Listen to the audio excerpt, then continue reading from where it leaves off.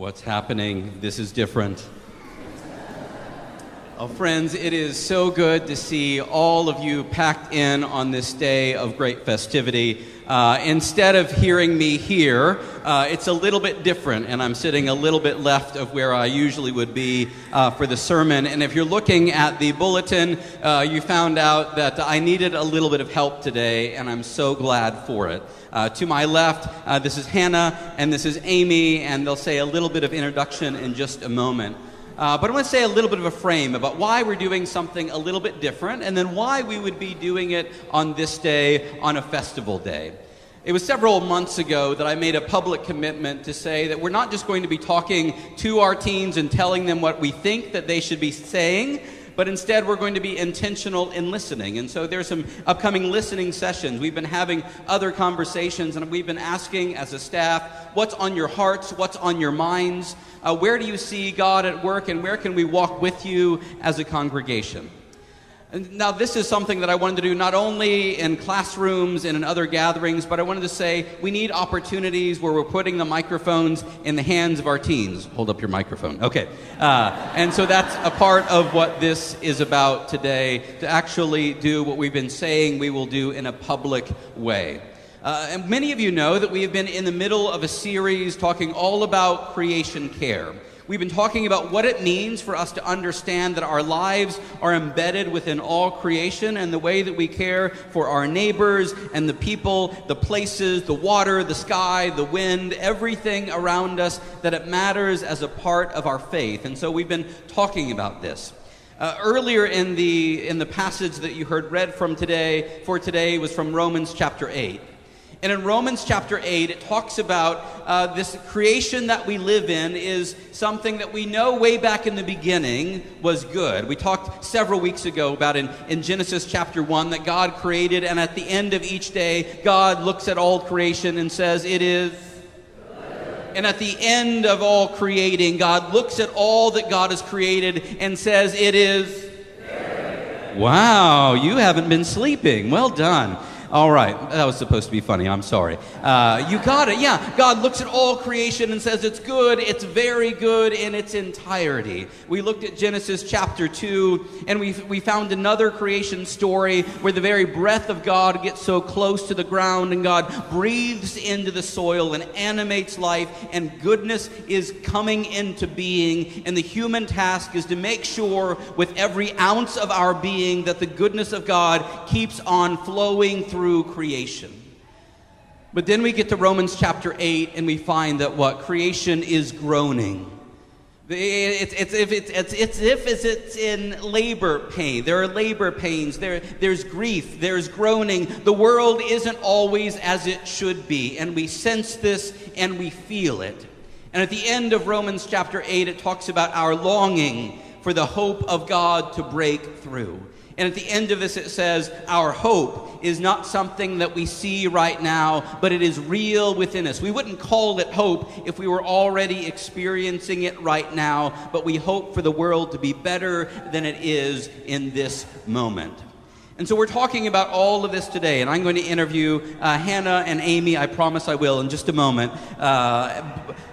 But here's the thing, why would we talk about the pains of creation on Festival Day? What we find in Romans 8 is an honesty about the world, about creation, is broken at times. It's groaning with grief and with pain. But even within this, we are animated again by the power of hope. And so we're talking about hope today on a Festival Day. We can be honest about the groans and the pains in the world, and yet we still long for the world to be better than it is right now. And so, without further ado, let me say, Hannah, that you have been, I think, on a whirlwind tour lately. You've been pretty busy. There was a recent op-ed that you wrote in an Omaha paper. You had a busy weekend last week, and you've been speaking up at climate strikes. Could you give us just a little bit of an introduction about who you are, why you're here, and what you've been saying lately? Yeah, so hi everyone. I'm Hannah. I'm a junior at Roosevelt, and I'm the president of the environmental club there. So I think for a lot of environmental organizations, April is a very busy month because it's Earth Month. So in April, I had an EcoFest with Roosevelt's Environmental Club. And then last weekend on the 6th, I went to Omaha, as Jared said, to the Berkshire Hathaway shareholder meeting, because Berkshire Hathaway owns a lot of companies, but right here in Des Moines, Mid-American, which owns 6 coal plants in our state. Although they do have wind turbines, but it makes them the largest carbon emitter in our state. So we went to the shareholder meeting to ask them about when they were going to retire their coal plants and if they could accelerate that. And then in the lead up to that meeting, as you said, I published an op-ed in the Omaha World Herald because I think it's really important that we transition to renewable energy as quickly as possible. Thank you. You're awesome, and that's a lot. Amy, you're also awesome, and you've been doing a lot as well. This past month with Creation Care Committee here at Plymouth. Could you say a little bit more about who you are, why you're here, and what's been going on at Plymouth lately? Sure. I'm Amy Elbert, and I'm a member of the Plymouth Creation Care and Justice Committee. And we work to engage and educate the Plymouth community about the effects of climate change and other threats to the environment and to God's creation. And we do that through a lot of special events and programs. We try to break down into more doable actions because it is such a daunting question of what people can do. If you look in your bulletin today, there is a blurb in current happenings called the Creation Care and Justice tip. We have little tips each week of things that you can do. We had a program last week on water and what are some of the solutions that we can approach to restore our waterways here in Iowa. And we've also done some other programs. We had a great one from Kathy McMullen about growing pollinators in your lawn and in your garden. Maybe just turn a little bit more of your lawn into a pollinator space, and it helps empower all of us a bit more. So those are the kind of things that we try to do here in our committee. Thank you, Amy. Hannah, so I know that so you're in high school right now. There are a million things that you could be doing. There are lots of social justice issues that we could be talking about. All of those are important, but tell me a little bit more about why creation care or climate justice matters to you. Why are you so passionate about this issue? Why is this getting so much of your attention?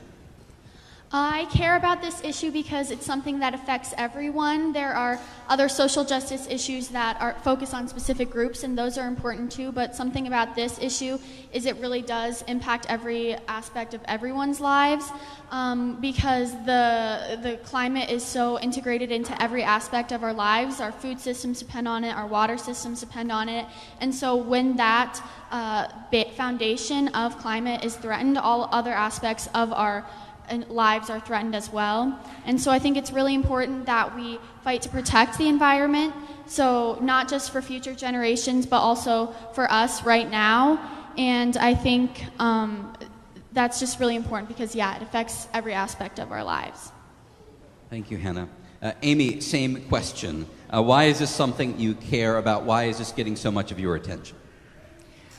When Jared first asked us to do this, he sort of promoted this as a generational discussion, representing 3 generations up here. So I grew up in the 50s and the 60s, and I was one of those lucky kids who got to run around barefoot and climb trees barefoot, which is the best way to climb a tree, and build mud dams down a little creek behind the houses. And this was I was every summer day, pretty much. I was outside from morning until the lightning bugs came out at night. This was something my mother encouraged. My mother grew up on a farm, as many of her generation did, and she instilled in me and my sister a great love of this creation and how sacred and special it is. And so that's sort of where it grew for me. And then when I became a grandparent, it became really, really personal. And it just sort of broke my heart to think that maybe my grandbabies and probably more important, a lot of other children would not be able to have these life-affirming experiences that I had. And as I read about climate change, I also, as an adult, became activated to do something, because again, it's sort of a generational thing. I grew up in the Woodstock generation, and we always went out and protested. We did a lot of protests, as many of you may remember. And so I felt every fiber in my being that I had to confront this injustice, and it is an injustice, and get out there and make some noise. Thank you. Get out there, make some noise. Last night you said get out and make some good trouble, right? That's what we're called to do.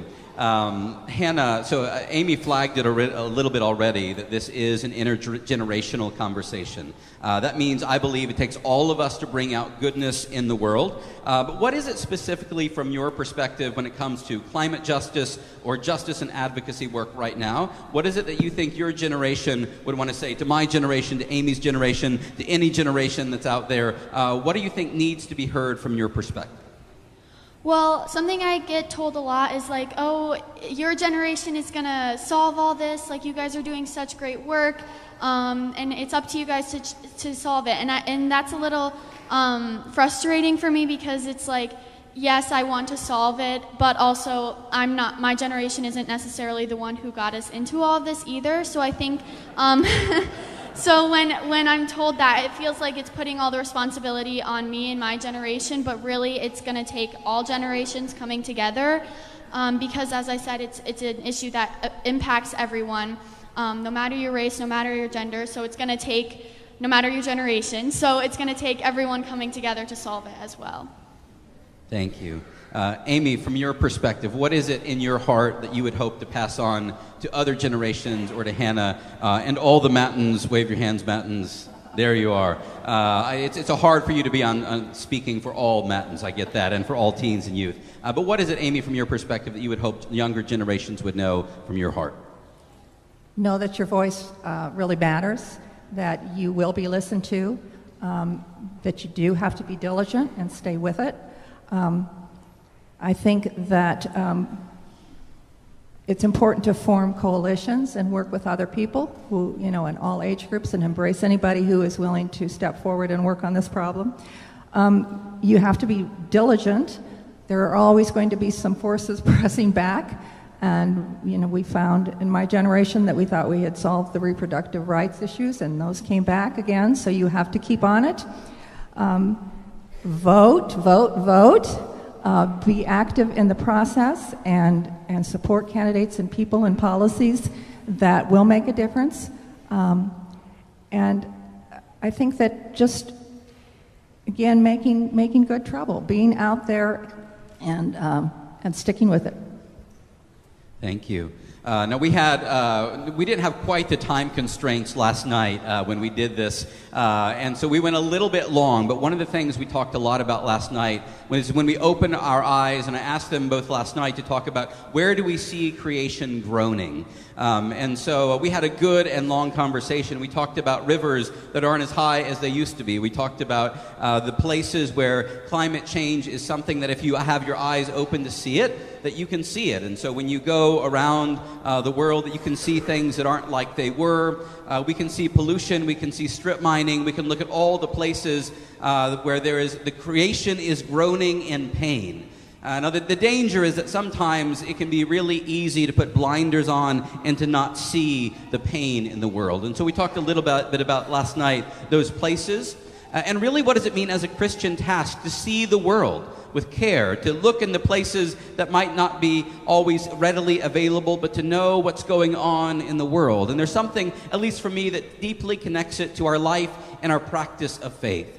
When it comes to the pains that are going on in your neighbor's life, in your neighbor's backyard, in our community, how are we as a people of faith opening our eyes? And I think this is the heart of it as our life of faith is concerned, is how do we look and pray and advocate for change in the world because we're paying attention. Okay, so pretend we just had a 20-minute awesome conversation about that. It's an important conversation, and again, I think that's what we're here today to say. All of us, open your eyes, open your ears and your hearts so that we can be a people bringing about change in our world today. So sometimes, though, when we're opening our eyes, it can be really hard. The point is that we wouldn't just open our eyes and see all the pain and just close it all away because it's too much. The hope in this and why we need to come together and pray and sing and jump and bounce houses is to remember that even when it's hard, we are still called to be a part of something that's good.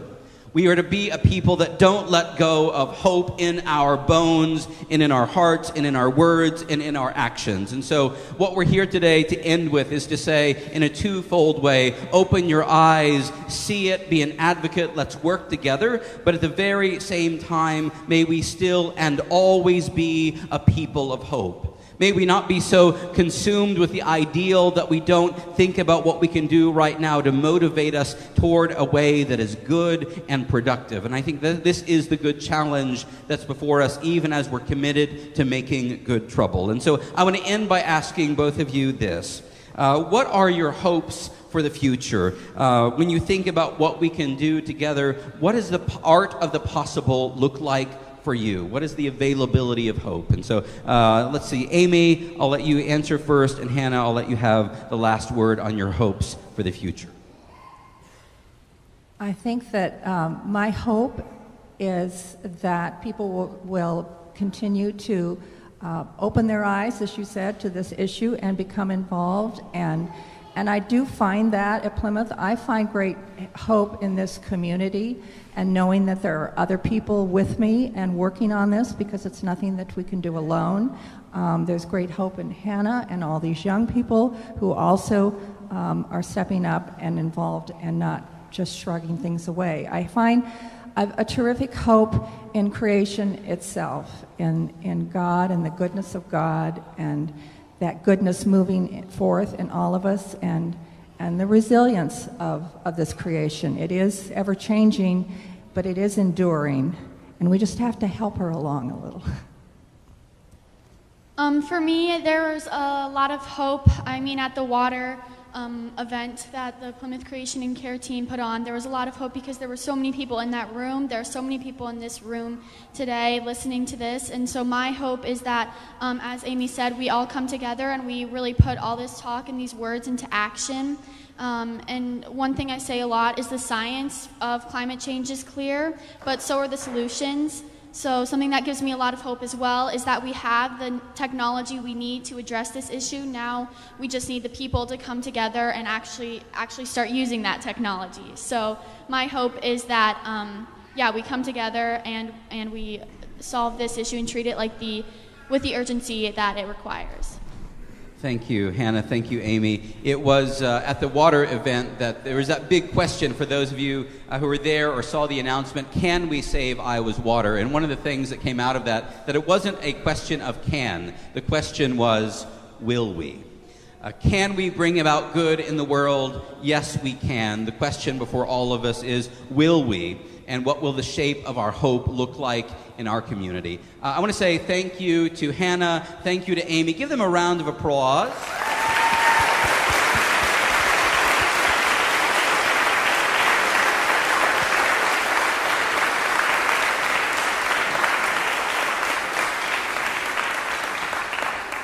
It was earlier this past week that I was meeting with someone in my office. And he said to me, as someone who's vaguely and kind of loosely attached to Plymouth, he said, I hope you know that this community at Plymouth, it's important. Not that we would just pat ourselves in the back and hold our heads high because we think we're so important. He said, you are important in this way. Do you realize what you can do as a community of faith when you band together and bring goodness into being? You can change what's going on in our city and in our very state. This wasn't an exaggeration. And so when we think about Hannah and Amy up here, as we think about what we can do as an intergenerational people of faith, may you take this seriously. This is the moment that I'm shifting in the bulletin to our call to sharing, and I will just say it all like this. When it comes to the good work that we can do together, don't hold back. We need your energy, your effort, the resources to bring the goodness of God into being. And so may you share your whole life, your goodness and your faith to make this community real and at its best. We have good and hopeful work still among us. And so let us share our whole selves, our tithes and our offerings to God to make this place the good creation that it is longing to be.